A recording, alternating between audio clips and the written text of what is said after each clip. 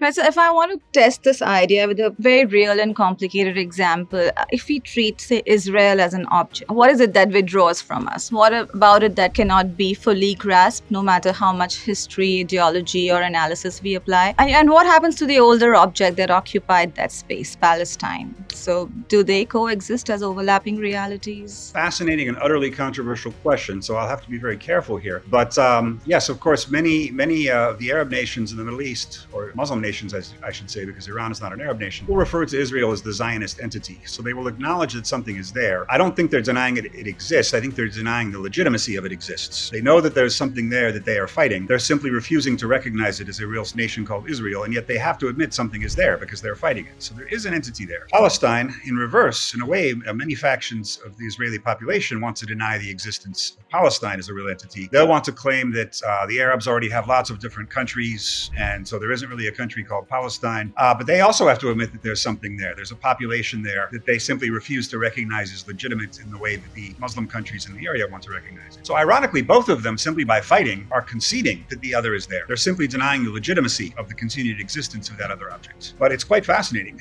And it will be controversial, but very interesting to do an object-oriented analysis of Israel, because they're also coexisting populations, not just the Palestinian and the Druze populations, but there are also very secular Israelis. There are hyper-religious Israelis, all of them with very different conceptions of what they're doing there and what the future ought to be.